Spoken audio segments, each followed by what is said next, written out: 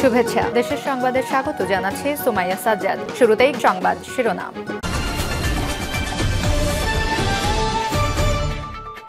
জানিয়ে দিব এই মুহূর্তে পাওয়া সর্বশেষ আপডেট বাংলা সংবাদ। শুরুতেই শিরোনাম। শুধু সংস্কার নিয়ে থাকলে হবে না, অন্য কাজও করতে হবে বলে অ্যাডভোকেট রুহুল কবির রিজভীর মন্তব্য। পরেই জানাবো ঢাকা অচল করতে অবরোধের ঘোষণা, 7 কলেজের শিক্ষার্থীদের অনির্দিষ্টকালের জন্য অবরোধ কর্মসূচি শুরু। এরপরেই জানাবো এবার চরমনাই পীরের সঙ্গে সাক্ষাৎ করতে যাচ্ছেন বিএনপির মহাসচিব মির্জা ফখরুল। জানাবো নির্বাচন বিলম্বিত করার কোনো সুযোগ নেই বলে আমির খসরু মাহমুদ চৌধুরীর মন্তব্য। এবং সর্বশেষ জানাবো ভুলে যাবেন না, যুদ্ধ করে দেশ স্বাধীন করেছি, ভারতকে হাফিজ উদ্দিনের হুঁশিয়ারি বার্তা। এতক্ষণ শুনছিলেন সংবাদ শিরোনাম, এবারে বিস্তারিত। শুধু সংস্কার নিয়ে থাকলে হবে না, অন্য কাজও করতে হবে বলে অ্যাডভোকেট রুহুল কবির রিজভীর মন্তব্য।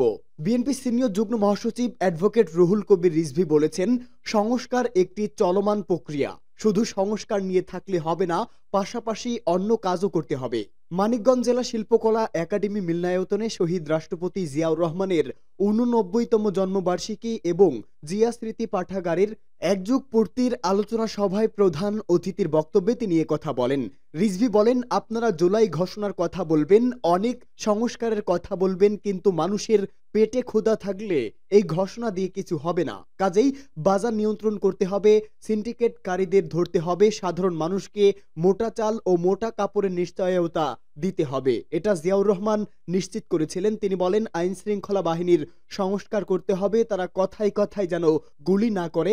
জনতার মিছিল, মানুষের মিছিল যে কোনো কারণেই হতে পারে। আইন শৃঙ্খলা বাহিনী সেখানে টিয়ারশেল মারতে পারে, লাঠি চার্জ করতে পারে, কিন্তু মিছিলের আওয়াজ শোনার সঙ্গে সঙ্গে গুলি করবে? তাই পুলিশ বাহিনীকে নতুন করে ঢেলে সাজাতে হবে, তাহলেই সবচেয়ে বড় সংস্কার হবে। মানিকগঞ্জ জিয়া স্মৃতি পাঠাগার আয়োজিত অনুষ্ঠানে আরো বক্তব্য দেন দলের অন্যান্য নেতারা। ঢাকা অচল করতে অবরোধের ঘোষণা 7 কলেজের শিক্ষার্থীদের। আজ সকাল 9টা থেকে বিকেল 5টা পর্যন্ত অনির্দিষ্টকালের জন্য অবরোধ কর্মসূচি ঘোষণা দিয়েছে 7 কলেজের শিক্ষার্থীরা। রাত 3টায় 7 কলেজের শিক্ষার্থীরা সাংবাদিকদের একথা জানান। শিক্ষার্থীরা আরো জানান, শিক্ষার্থীদের উপর পুলিশি হামলা এবং ঢাকা বিশ্ববিদ্যালয়ের প্রো ভিসি অধ্যাপক ডক্টর মামুন আহমেদের বিচার না হওয়া পর্যন্ত রাজধানীর বিভিন্ন পয়েন্টে অবরোধের ঘোষণা দিয়ে কর্মসূচি স্থগিত করেছেন 7 কলেজের শিক্ষার্থীরা। পাশাপাশি সকল পরীক্ষা বয়কট করারও ঘোষণা দেন এই কলেজের শিক্ষার্থীরা। এর আগে গতকাল সন্ধ্যায় 5 দফা দাবি নিয়ে 7 কলেজের শিক্ষার্থীরা প্রো ভিসির সঙ্গে আলোচনা করতে গেলে তিনি দুর্ব্যবহার করেন অভিযোগ করেছেন আন্দোলনকারীরা। এমন অভিযোগে সন্ধ্যা 6টার দিকে সায়েন্স ল্যাবরেটরি মোড় অবরোধ করেন তারা। এক পর্যায়ে প্রো ভিসি ডক্টর মামুন আহমেদকে ক্ষমা চাওয়ার জন্য সময় বেঁধে দেন 7 কলেজের শিক্ষার্থীরা। তাতে সাড়া না পেয়ে রাত 11টার দিকে ঢাকা বিশ্ববিদ্যালয় এলাকায় প্রো ভিসির বাসভবন ঘেরাও করার ঘোষণা দিয়ে মিছিল নিয়ে যান 7 কলেজের শিক্ষার্থীরা। খবর পেয়ে ঢাকা বিশ্ববিদ্যালয়ের শিক্ষার্থীরা আগে থেকে নীলক্ষেত সংলগ্ন ঢাকা বিশ্ববিদ্যালয়ের মুক্তি ও গণতন্ত্র তরুণ প্রবেশ মুখে অবস্থান নেন। দীর্ঘক্ষণ মুখোমুখি অবস্থানের পর ঢাবি শিক্ষার্থীদের ধাওয়ায় পিছু হটেন 7 কলেজের আন্দোলনরত শিক্ষার্থীরা। এক পর্যায়ে পুলিশের ধাওয়া ও সাউন্ড গ্রেনেডের মুখে 7 কলেজের শিক্ষার্থীরা ঢাকা কলেজের সামনে এসে অবস্থান নেন। পরে তারা আবার সংগঠিত হয়ে ঢাকা বিশ্ববিদ্যালয়ের শিক্ষার্থীদের ধাওয়া দেন। এই প্রতিবেদন লেখার সময়েও নিউ মার্কেটের সামনে সড়কে দুই পক্ষের মধ্যে পাল্টাপাল্টি ধাওয়া, বিক্ষিপ্ত সংঘর্ষের ঘটনা ঘটেছে।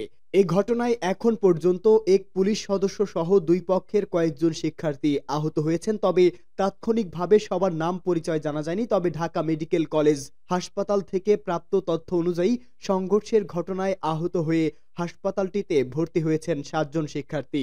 এদের প্রত্যেকেই ঢাকা বিশ্ববিদ্যালয়ের শিক্ষার্থী। আহতদের মধ্যে রয়েছে শামীম, রিপন, ইমতিয়াজ, মনিরুল, ইসমাইল, সাগর ও মাহিন।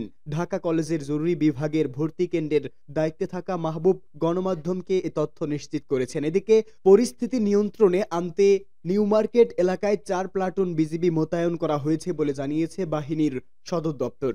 এবার চরমনাই পীরের সঙ্গে সাক্ষাৎ করতে যাচ্ছেন বিএনপির মহাসচিব মির্জা ফখরুল ইসলাম আলমগীর। আজ সোমবার দুপুর 12টায় রাজধানীর পুরানা পল্টনের নোয়াখালী টাওয়ারে ইসলামী আন্দোলনের কার্যালয়ে তাদের এই বৈঠক হবে। ইসলামী আন্দোলনের পক্ষ থেকে গণমাধ্যমে পাঠানো এক সংবাদ বিজ্ঞপ্তিতে এই তথ্য জানানো হয়েছে। এদিকে ২১ জানুয়ারি জামায়াতে ইসলামীর আমির শফিকুর রহমান বরিশালের চরমনাই পীরের দরবারে গিয়ে তার সঙ্গে সাক্ষাৎ করেন। আদর্শিক বিভিন্ন বিষয়ে ভিন্নমত থাকলেও ইসলামী এই দুই দলের শীর্ষ নেতাদের ওই সাক্ষাৎ বা বৈঠকের ঘটনা দেশের রাজনীতিতে কৌতূহলের সৃষ্টি করেছে। এমন এক প্রেক্ষাপটে বিএনপি মহাসচিব মির্জা ফখরুল ইসলাম আলমগীর আজ দেখা করতে যাচ্ছেন চরমনাই পীর ও ইসলামী আন্দোলনের আমির সৈয়দ মোহাম্মদ রেজাউল করিমের সঙ্গে। জাতীয় নির্বাচন লক্ষ্য করে জামায়াতে ইসলামী অন্য ইসলামী দলগুলোকে নিয়ে ঐক্যের চেষ্টা করছে এমন আলোচনা রয়েছে রাজনীতিতে। এদিকে জামায়াতের আমিরের সঙ্গে সাক্ষাতের পর ২৪ জানুয়ারি ঢাকার ইঞ্জিনিয়ার্স ইনস্টিটিউশনে এক অনুষ্ঠানে চরমনাই পীর বলেছিলেন, আগামী জাতীয় নির্বাচনে ইসলামের পক্ষে একক বাক্স দেওয়ার প্রচেষ্টা চলছে এবং এটি চলমান রয়েছে। এমন পটভূমিতে বিএনপিও বিভিন্ন ইসলামী দলের সঙ্গে আলোচনা শুরু করেছে। এরই মধ্যে ২২ জানুয়ারি খেলাফত মজলিসের শীর্ষ নেতাদের সঙ্গে বৈঠক করেছেন বিএনপির মহাসচিব সহ দলটির নেতাকর্মীরা। খেলাফত মজলিস একসময় বিএনপি নেতৃত্বাধীন ২০ দলীয় জোটে শরিক ছিল। ২০২১ সালের অক্টোবরে একটি বিশেষ প্রেক্ষাপটে জোট ছেড়ে চলে যান তারা। ২২ জানুয়ারির বৈঠকটি ছিল প্রায় ৩ বছর পর। এই বৈঠকের পর বিএনপির পক্ষ থেকে বলা হয়, ফ্যাসিবাদ বিরোধী সব রাজনৈতিক দল বিশেষ করে ধর্মভিত্তিক ইসলামী দলগুলোর সঙ্গে যোগাযোগ বৃদ্ধির উদ্যোগ নিয়েছে তারা। ইসলামী দলগুলোকে কাছে টানার চেষ্টার অংশ হিসাবে এসব বৈঠক করেছে দলটি। সংশ্লিষ্ট দায়িত্বশীল সূত্র জানিয়েছে, আগামী জাতীয় নির্বাচন এবং ৫ আগস্ট ছাত্র জনতার অভ্যুত্থান পরবর্তী রাজনৈতিক প্রেক্ষাপট দলগুলোর সঙ্গে যোগাযোগ বৃদ্ধির উদ্যোগ নেওয়া হয়। পর্যায়ক্রমে আরও দলের সঙ্গেও বৈঠক হতে পারে। নির্বাচন বিলম্বিত করার কোনো সুযোগ নেই বললেন আমির খসরু মাহমুদ চৌধুরী। নির্বাচন বিলম্বিত করার কোনো সুযোগ নেই বলে মন্তব্য করেছেন বিএনপির স্থায়ী কমিটির সদস্য আমির খসরু মাহমুদ চৌধুরী। তিনি বলেছেন, শেখ হাসিনা ও ফ্যাসিস্টের পতনের পরে বাংলাদেশে খুব স্বাভাবিক ছিল যে নির্বাচনের মাধ্যমে জনগণ তাদের মালিকানা ফিরে পাবে। সেটাই ছিল প্রত্যাশা। এই প্রত্যাশা এখনো জনগণের আছে, সুতরাং বিলম্ব হওয়ার কোনো সুযোগ নেই। আজ ঢাকার জাতীয় প্রেস ক্লাবে ন্যাশনাল পিপলস পার্টির আয়োজনে বহুদলীয় গণতন্ত্র ও স্বাধীন সার্বভৌমত্ব রাষ্ট্র প্রতিষ্ঠায় শহীদ প্রেসিডেন্ট জিয়াউর রহমানের ভূমিকা শীর্ষক আলোচনা সভায় প্রধান অতিথির বক্তব্যে আমির খসরু মাহমুদ চৌধুরী কথা বলেন, বাংলাদেশের মানুষের মালিকানা ফিরিয়ে দেওয়া ছাড়া গণতন্ত্রের অগ্রগতির কোনো সুযোগ নেই বলেও উল্লেখ করে আলোচনা সভায় আমির খসরু মাহমুদ চৌধুরী বলেন, নির্বাচন ব্যতীত আর কোনো পথ খোলা নেই। অন্য কোনো পথ খুঁজতে গেলে সন্দেহের উদ্বেগ হবে, জনগণ হতাশ হবে, বাংলাদেশের গণতন্ত্র আবারও মুখ থুবড়ে পড়বে। তিনি বলেন, আগামী দিনের পরিবর্তনের ক্ষেত্রে কোনো দল, কোনো ব্যক্তি, কোনো গোষ্ঠী যদি মনে করে একমাত্র তাদের চিন্তার প্রতিফলন ঘটবে, তারাই সিদ্ধান্ত নেবে এবং তাদের সিদ্ধান্তে আগামী দিনের বাংলাদেশ পরিবর্তন ও সংস্কার হবে, সেটা ভুল হবে। সংস্কারের বিষয়ে বিএনপির আগে কেউ প্রস্তাব দেয়নি বলেও মন্তব্য করেন আমির খসরু মাহমুদ চৌধুরী। তিনি বলেন, ৭ বছর আগে খালেদা জিয়া ভিশন ২০৩০ এর মাধ্যমে সংস্কারের প্রস্তাব দিয়েছেন। সেখানে ২ বারের অধিক প্রধানমন্ত্রী থাকতে পারবে না, ২ কক্ষ বিশিষ্ট সংসদ হবে। এছাড়া প্রধানমন্ত্রী ও রাষ্ট্রপতি ক্ষমতার ভারসাম্য কি হবে সেই প্রস্তাব আছে। এই প্রসঙ্গে বিএনপির এই নেতা আরো বলেন, ২ বছর আগে যুগপৎ আন্দোলনের সঙ্গীদের নিয়ে ৩১ দফা সংস্কারের রূপরেখা দিয়েছে বিএনপি। শেখ হাসিনার পতনের আরো ১.৫ বছর আগে। সুতরাং হাসিনা পরবর্তী বাংলাদেশে কি হবে, কি সংস্কার প্রয়োজন হবে, এসব দেওয়া হয়েছে হাসিনার পতনের আরো ১.৫ বছর আগে।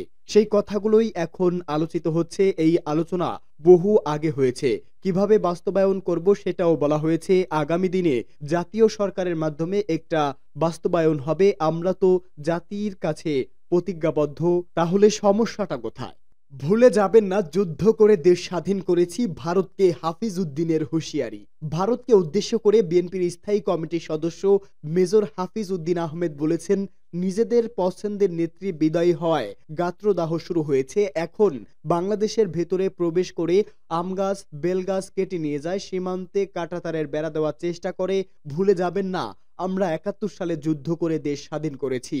রাজধানীর সেগুন বাগিচায় ঢাকা রিপোর্টার্স ইউনিটিতে জাতীয়তাবাদী মুক্তিযোদ্ধা দল আয়োজিত এক আলোচনা সভায় তিনি এসব কথা বলেন।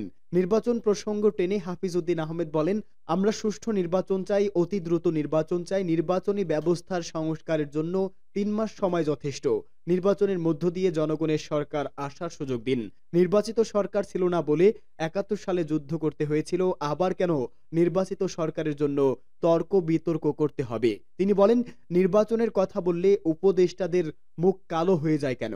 মনে হয় আমরা কোনো অন্যায় দাবি করছি। বিএনপিকে ক্ষমতায় বসান সেটা বলছি না, বলবো আপনারা কোনো কিংস পার্টি গঠন করবেন না। যারা রাজনীতি করতে চায় তারা সরকার থেকে বেরিয়ে রাজনীতি দল গড়ে তুলুক, এটা বিএনপি স্বাগত জানায়।